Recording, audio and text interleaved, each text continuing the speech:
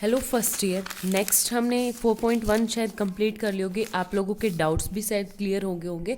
अब आप लोगों के पास नेक्स्ट है 4.2 एक्सरसाइज के लिए। उससे पहले हम सॉल्व करते हैं। इसने कहा linear differential equation with constant coefficients. ठीक है, लीनियर डिफरेंशियल इक्वेशन कौन सी होती है? जिसमें जो पावर में होती है, ऑर्डर तो कितना होता है, nth ऑर्डर होता है, बट डिग्री कितनी होती है? हमेशा 1। और आपस में और फंक्शंस की मल्टीप्लाई नहीं होती, वो होती है हमारी linear differential equation with constant coefficient. मतलब जो कोफिशिएंट्स होंगे वो कांस्टेंट होंगे, कोई भी x के फंक्शन नहीं होंगे। ठीक है, अब उससे आगे हमने पिछली एक्सरसाइज में किया था। फॉर एग्जाम्पल कुछ इस तरह की इक्वेशन थी, dy dxn plus same as it is an -1 dn-1 y dxn-1 up to last तक a नॉट और क्या आएगा y इक्वल टू 0, जहाँ पे जो हमारे पास राइट साइड क्या था, 0। तो इस ऑक्सिलरी इक्वेशन बना के जो हमने सॉल्यूशन निकाले थे, उस सॉल्यूशन को क्या बोलते हैं? Complementary function. क्या बोलते हैं? Complementary function. ठीक है, बट अब हमारे पास नेक्स्ट राइट साइड में भी क्या आएंगे? हमारे पास कुछ फंक्शंस आएंगे और उसका सॉल्यूशन निकालना। तो उसका सॉल्यूशन कैसे निकालेंगे? राइट साइड का लेफ्ट साइड का अलग अलग सॉल्यूशन निकालेंगे और उन दोनों सॉल्यूशन को क्या कर देंगे? Sum up. और उसको क्या बोलेंगे? Complete solution. क्या बोलेंगे? Complete solution. और कंप्लीट सॉल्यूशन क्या होगा मेरा? Complementary function plus particular integral. क्या होगा? Particular integral. ठीक है, पर्टिकुलर इंटीग्रल क्यों बोला वो देखते हैं। अब हमारे पास जैसे मैंने ये था, हमारे पास complete solution, complementary function plus particular integral. Complementary function कुछ नहीं है, सेम जो हमने 4.1 में एक्सरसाइज में सॉल्व किया था कि हमारे ऑक्सिलरी इक्वेशन बनाई थी, वहाँ पे रूट्स निकाले थे। रूट्स के नेचर के ऊपर डिपेंड करता था हमारा कॉम्प्लीमेंट्री फंक्शन। ठीक है, अब हमें निकालना है पर्टिकुलर इंटीग्रल। और पर्टिकुलर इंटीग्रल कहाँ से निकालेंगे? जब भी मेरे पास ये इक्वेशन थी ऑक्सिलरी इक्वेशन, इसके निकाले थे, क्या पुट करते थे? d/dx को कैपिटल D पुट करके और y कॉमन निकालते थे। और इक्वल टू वहाँ पे कौन सी थी? राइट साइड में 0। यहाँ पे क्या हो जाएगा हमारे पास? कोई भी फंक्शन f ऑफ x का। ठीक है, तो y सॉल्यूशन क्या हो जाएगा? y इक्वल टू यहाँ पे कोई भी फंक्शन होगा f ऑफ d का, क्योंकि d/dx को क्या पुट करते थे हम? Capital D। तो ये क्या हो जाएगा? 1/f ऑफ d का x। ठीक है, तो ये क्या हो जाएगा? f ऑफ d का इन्वर्स ऑपरेटर बोलते हैं इसको। हमेशा क्या बोलेंगे? Inverse operator. और ये हमेशा लेफ्ट साइड में होगा, x के ऊपर इन्वर्स ऑपरेटर लगेगा। कभी आप लोगों ने देखा है कि फॉर एग्जांपल मेरे को x² y equal to x² है, तो हम कैसे डिफ्रेंशिएशन करते थे? dy/dx इक्वल टू यहाँ पे क्या आ जाएगा? 2x। कभी ऐसे देखा है y dy/dx equal to 2x होते? नहीं, क्योंकि d/dx कोई भी ऑपरेटर है, कोई फंक्शन है जो y के ऊपर लगेगा। आगे बात समझ में? तो ये हमेशा क्या रहेगा? Left side. ये मिस्टेक कभी भी मत कर देना। हमेशा x को उस साइड 1/, में करके 1/f ऑफ d का मतलब है कि f ऑफ d का इन्वर्स ऑपरेटर लगा है। क्या लगा है? f ऑफ d का इन्वर्स ऑपरेटर। अगर आप लोग ऐसी छोटी छोटी मिस्टेक्स करोगे तो पेपर में आपका पूरा क्वेश्चन गलत हो जाएगा। ठीक है, और मार्क्स के नाम पे आपको 0 अंडा मिलेगा। ठीक है, उससे आगे है हमारे पास एक थ्योरम है छोटी सी। ये कह रहा है, एक थ्योरम है, हमें प्रूव करना है 1/d। d क्या है? Differential operator. और 1/dx कहेंगे तो ये कह रहा है कि इसका इन्वर्स 1/d क्या होगा? इंटीग्रेशन होगा x dx। ये चीज़ हमें प्रूव करनी है। ठीक है, प्रूव कैसे करेंगे ध्यान से देखना। बस कुछ नहीं, हमने क्या किया, फॉर एग्जाम्पल लेट कर लिया 1/dx इक्वल टू कोई भी z आंसर है इसका। ठीक है, z आंसर खुद से मान लिया। z आंसर है तो दोनों तरफ क्या करेंगे? d ऑपरेट करेंगे। d into 1/dx equal to dz। dz हो गया। एक बात बताओ, यहाँ से क्या हो गया मेरा? d से d कैंसिल आउट हो गया, एक दूसरे का इन्वर्स है, तो आपके पास क्या हो गया? dz equal to capital X। और d कैपिटल D का मतलब क्या था? d/dx z equal to capital X. ठीक है, अब क्या करेंगे, उसको ऊपर ले जाएंगे तो ये क्या हो गया मेरे पास, D Z equal to X D X. क्या हो गया, एक्स डी एक्स। दोनों तरफ क्या कर लेंगे, इंटीग्रेशन। जैसे ही हम इंटीग्रेशन करेंगे तो ये देखो यहाँ पे ये डी जेड, जेड मतलब जेड इक्वल टू एक्स, कोई भी फंक्शन है एक्स डी एक्स। जेड किसके इक्वल आ गया, इंटीग्रेशन एक्स डी एक्स। लेकिन यहाँ से जेड किसके इक्वल है, एक्स का डी के ऑपरेटर के साथ। ये तो ये दोनों क्या आगे, इक्वल आगे। ठीक है, ये तो सिंपल सा। इसका मतलब ये है कि कहीं पे अगर 1/d लिखा हुआ है और x है तो 1/d का मतलब होता है इंटीग्रेशन किसके विद रिस्पेक्ट में, x के विद रिस्पेक्ट में। ठीक है, यही है हमारे पास।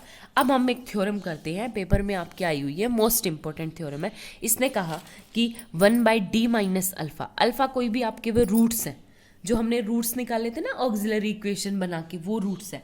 तो 1/d माइनस अल्फा एक्स, इसको ऑपरेट करना हो तो हम कैसे करेंगे, इसको ऑपरेट करने का सीधा सा तरीका ये है, e की पावर क्या हो जाएगी, अल्फा एक्स इंटीग्रेशन e की power minus alpha x x D X. ठीक है, ये याद करनी है एक तरह से। अब हम सॉल्यूशन निकालते कैसे करेंगे, फॉर एग्जांपल लेट करके चले, let we have let 1/d minus alpha x equal to क्या सॉल्यूशन है, y के साथ। ठीक है, तो सेम जो हमने पीछे वाली थ्योरम में फिर से अप्लाई करेंगे, d minus alpha upon d minus alpha, इसके ऊपर operate into x equal to क्या हो जाएगा, d minus alpha y।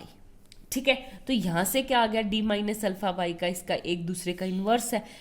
Cut नहीं करना, अगर मैं इसको ऐसे काटती हूँ तो ये बहुत ब्लंडर मिस्टेक है। ठीक, तो ऐसे कट नहीं करना, बस ये ऑपरेटर d माइनस अल्फा है और 1/d माइनस अल्फा इसका इन्वर्स है, और इन्वर्स से जब भी प्रोडक्ट होता है तो क्या आती है, आइडेंटिटी, बस उसी के ऊपर बेस्ड है। ठीक है, अब हम करेंगे ये वाली theorem next, d minus alpha y, इसके अंदर मल्टीप्लाई करूंगी तो क्या आ गया मेरे पास, dy माइनस अल्फा y। ठीक है, और इसको सॉल्व करूंगी तो ये क्या आ गया, ये dy by d x minus alpha y equal to क्या हो जाएगा, x। ठीक है, ये सिंपल सी थ्योरम है। आगे बात समझ में। अब आप लोगों को ये एक कंसेप्ट है, ये याद करना पड़ेगा, इंटीग्रेटिंग फैक्टर निकालने का। ठीक है, ये एक तरह से याद करना पड़ेगा, हमने सेकंड चैप्टर नहीं किया, शायद उसमें है। तो आप लोगों के पास क्या है कि अगर मेरे पास कहीं पे हो कि dy/dx plus py equal to q है, शायद 11th-12th में भी है, dy/dx equal plus py equal to q है, और आपके पास है इंटीग्रेटिंग फैक्टर क्या होता है, integrating factor equal to e की पावर इंटीग्रेशन p dx होता है, सेम एज इट इज। तो और जब इंटीग्रेटिंग फैक्टर ये होता है तो मेरा सॉल्यूशन क्या होता है, y इंटू ई की power integrating factor equal to integration ix into integrating factor dx। ठीक है, शायद आप लोगों को याद हो ये वाला फॉर्मूला आपके पास, तो ये क्या आ जाएगा, सॉल्यूशन। अब एक बात बताओ, इसको साइड में रख के यहाँ पे सॉल्व करते हैं। ये वाला क्या है, dy/dx minus alpha y equal to x, तो p क्या है यहाँ पे, माइनस अल्फा, q क्या है, कैपिटल x। तो आपके पास क्या हो जाएगा यहाँ पे, x की जगह q, तो ये हो जाएगा integrating factor equal to integration e की power integration minus alpha dx। ठीक है, तो इसको सॉल्व करेंगे तो माइनस अल्फा तो क्या है, सिंपल सा कांस्टेंट, तो e की पावर माइनस अल्फा dx का क्या हो जाएगा, माइनस अल्फा x। ठीक है, अब मेरे पास सॉल्यूशन क्या होगा, y इंटू इंटीग्रेटिंग फैक्टर यानी e की power minus alpha x equal to integration e की power minus alpha x into k q, और क्यू क्या है, x dx। ठीक है, तो ये आ गया मेरा सॉल्यूशन। और यहाँ से देखो आप लोग क्या बनेगा मेरे पास, y इक्वल टू ई की पावर, जो माइनस में से उसको ऊपर लेके गई तो y equal to alpha x integration e की power minus alpha x into x और साथ में dx। ठीक है, और एक बात बताओ, y मेरा था किसके इक्वल, y मेरा था 1 बाई, देखो वाई मेरा किसके इक्वल था, 1 by D minus alpha X के। तो ये क्या आ जाएगा, 1 by D minus alpha X equal to E की power alpha X integration E की power minus alpha X D X. ठीक है, ये तो है आपका बिल्कुल बेसिक सा सॉल्यूशन। अब आप लोगों को कुछ क्वेश्चंस ट्राई करने हैं, उससे पहले कुछ कंसेप्ट्स हैं, ध्यान से देखो। अगर मेरे पास कहीं पे, नेक्स्ट थ्योरम है, मोस्ट इंपॉर्टेंट है, कहीं पे मेरे पास अगर 1 बाई डी माइनस अल्फा है,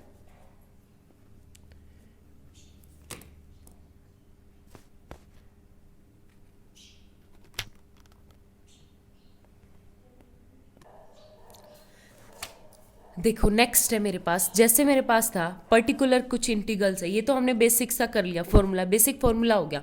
जब अब हमारे पास कुछ पर्टिकुलर केसेस हैं कि अगर उस टाइप के केसेस आ जाए तो हमें इस फॉर्मूले में ना घुस के हम डायरेक्ट अपना सॉल्यूशन निकाल लें। ठीक है, उसके लिए क्या है कि सबसे पहले है कि अगर मेरा राइट साइड में ई की पावर ए एक्स है, राइट साइड में क्या है, ई की पावर ए एक्स है, तो कुछ नहीं करना, सिर्फ वैल्यू पुट करनी है।